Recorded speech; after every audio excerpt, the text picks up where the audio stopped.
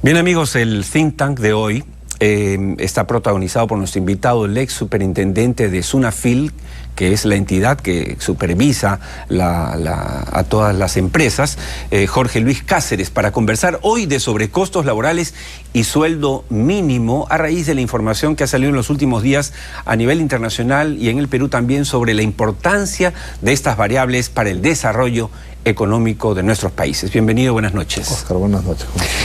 Vamos de frente al grano. 6 países, doctor Cáceres, 6 países sin salario mínimo lideran los rankings de riqueza global. A ver, esto es bueno para los televidentes también. Suecia, Noruega, Dinamarca, Austria, Singapur y Hong Kong. ¿Por qué entonces el 90% de países tiene legislación que le pone un techo al mínimo ingreso de sus trabajadores? Pongamos un ejemplo muy simple. El caso de Nueva York. ¿Por qué se pone un salario mínimo en la ciudad de Nueva York? Principalmente para el trabajador no calificado, al trabajador precarizado. Aquella persona que atiende en el restaurante, por ejemplo, atiende en el Starbucks. Entonces se le coloca un salario mínimo para que es el mínimo con el que puede vivir. ¿Cuál es el concepto del salario mínimo? Para aquel trabajador no calificado que no cuenta las condiciones de poder negociar, aquel trabajador que está en las condiciones, digamos, casi de subsistencia para poder vivir. Los países que hemos conversado son países que están en el índice de productividad y en el índice de competitividad en los 10 primeros países del mundo. Países con una gran capacidad de construir empleo calificado. Eso tiene que ver con un concepto que nos parece central, que tiene que ver con la cuarta ola industrial. Los empleos del futuro son los empleos que todavía no tenemos.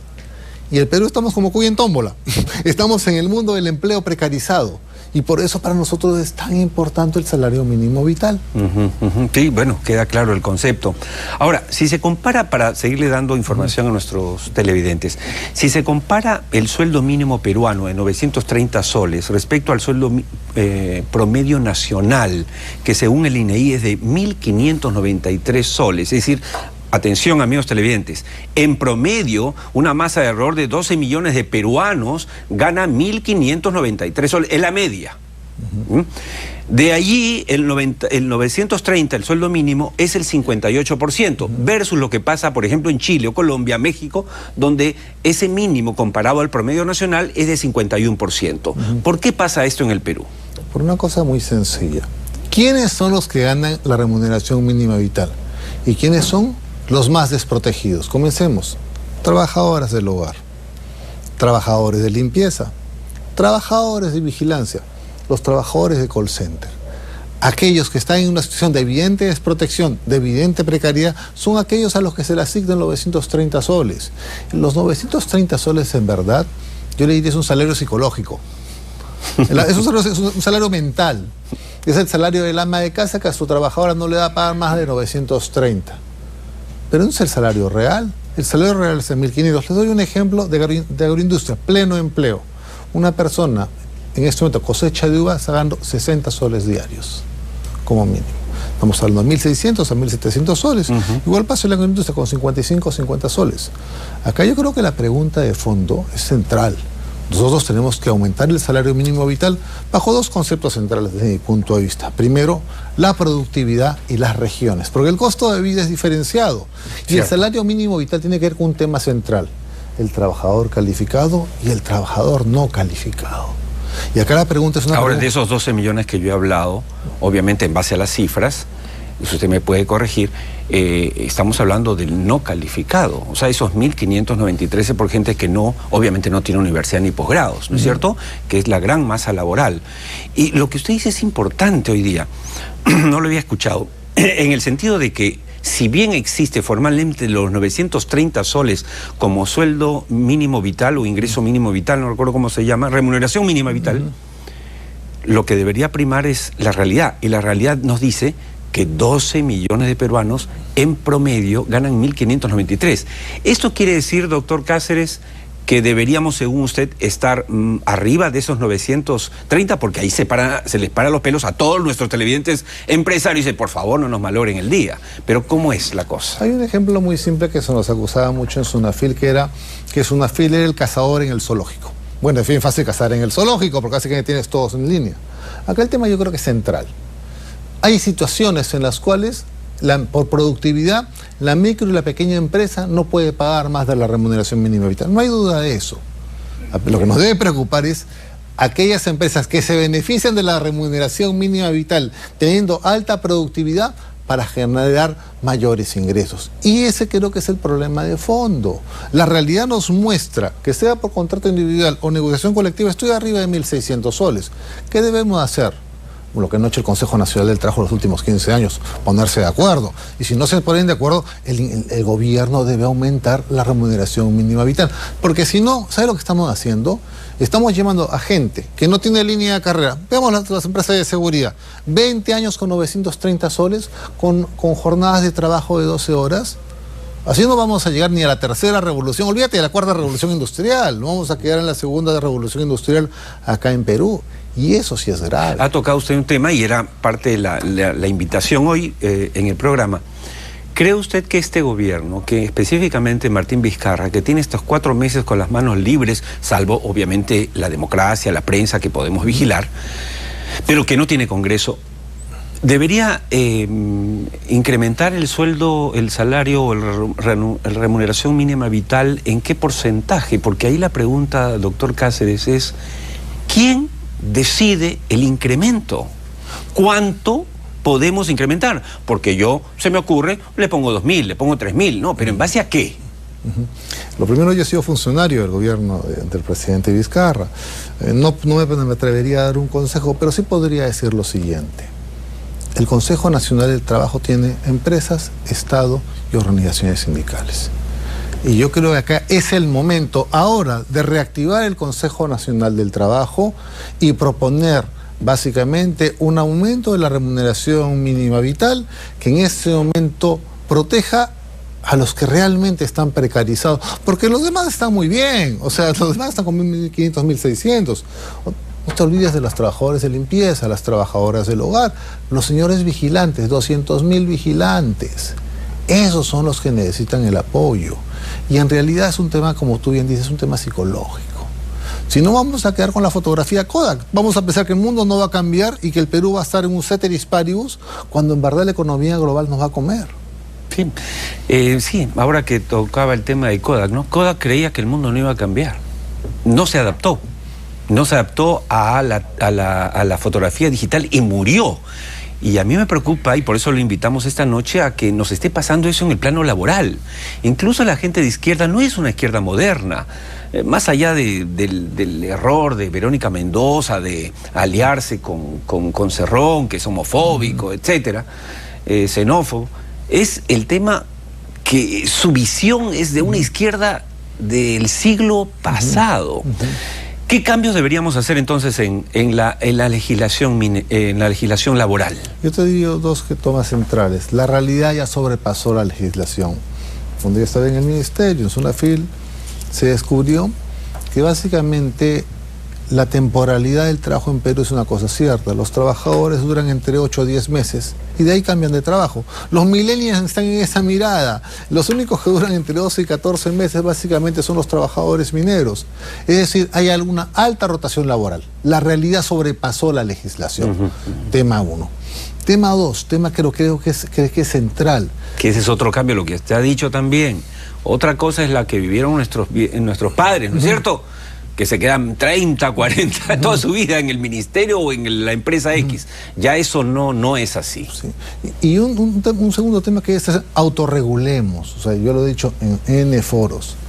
Es peor escalar un conflicto a la Sunafil, al Poder Judicial, donde no lo puedo dominar, a que el conflicto se domine dentro de la empresa.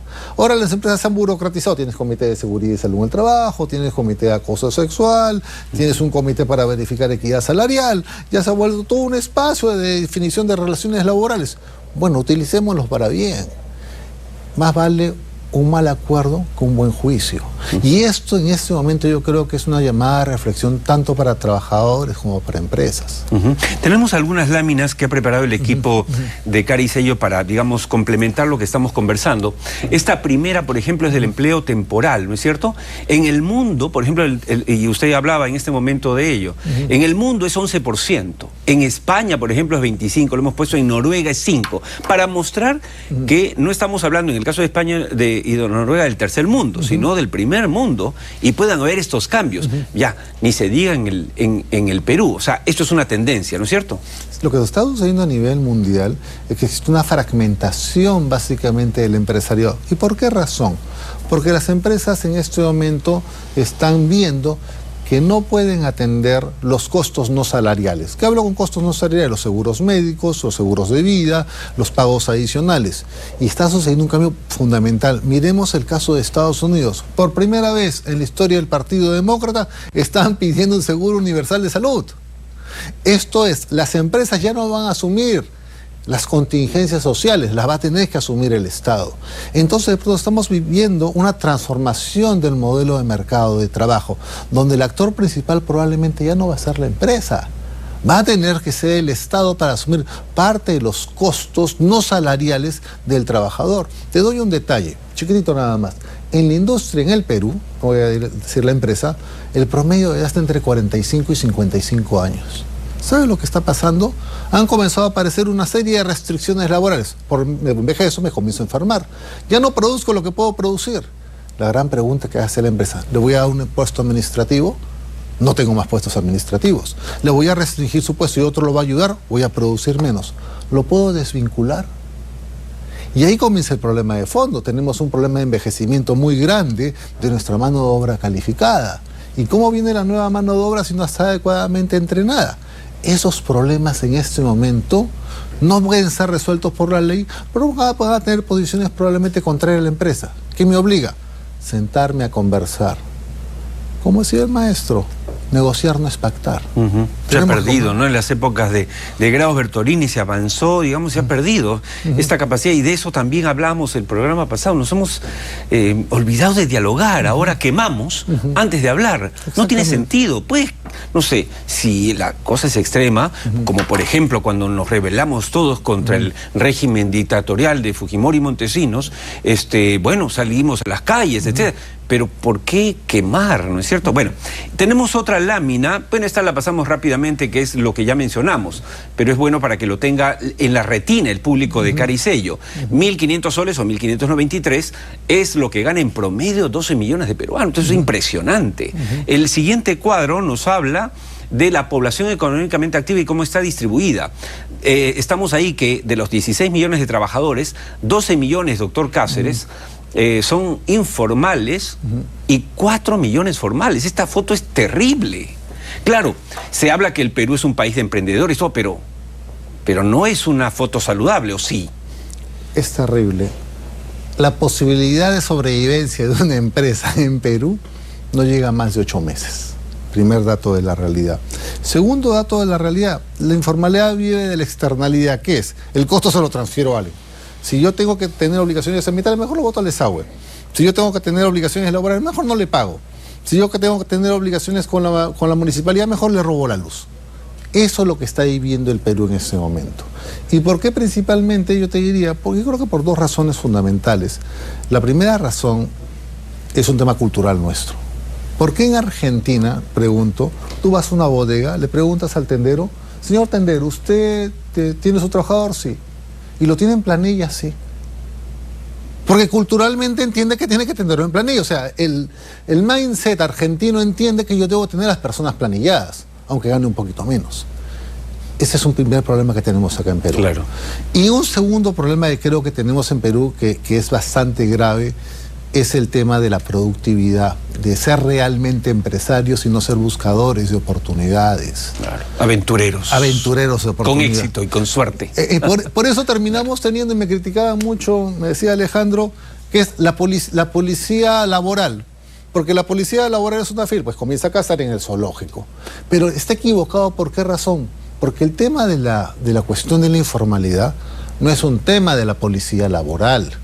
Es un tema real de construir básicamente valor agregado y básicamente eliminar todas las prácticas que son ilegales, porque dentro de la informalidad hay una suerte de prácticas ilegales que debemos abolir. Usted me mencionó hace un momento Argentina y ahí tenemos un cuadro que nos habla del salario mínimo en Latinoamérica.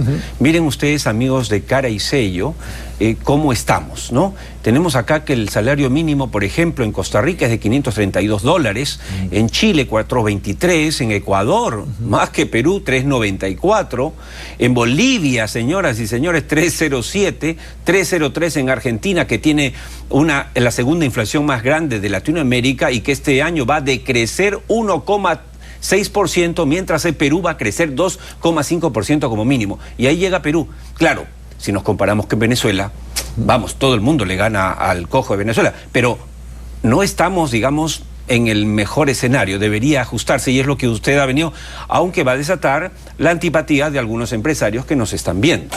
Hay un tema de fondo. En Argentina nos quedamos cortos porque la mayoría de la remuneración mínima está por convenio colectivo. Que eso es un tema importante. La mayoría está por convenio colectivo, que sube un poquito más. Lo que pasa es que creo que hay un tema de fondo y es importante. ¿Qué es lo que moviliza la economía del Perú? Tú me dirás, básicamente toda la industria extractiva. Tenemos toda la razón. No hay duda que este número no mueve la industria extractiva. O sea, no, la industria extractiva está muy arriba. Pero hay que tener un tema central. Y es importante. Y hay que ver la lógica racional de esto. Yo pago poco al que produce poco. Pago mucho al que produce mucho. La pregunta es, ¿por qué nuestra economía tiene tanto trabajador precarizado? Nadie es loco de pagarle poco al que paga mucho, porque se va a ir a otro trabajo. Acá hay un problema, yo creo que estructural. Te doy un dato. Tenemos mucha intermediación laboral, mucha tercerización fraudulenta, donde les pago esto. ¿Y por qué les pago? Porque no produce lo adecuado. Porque tengo básicamente una informalidad metida dentro de una formalidad. Sí, y eso tiene que ver con el hecho de que cualquier empresario, de empresa grande, chica, pequeña, mediana, sabe perfectamente que no va a prescindir de un trabajador que está produciendo. Muchas gracias por haber estado con nosotros, Jorge Luis, para aclarar estos temas a nuestros televidentes.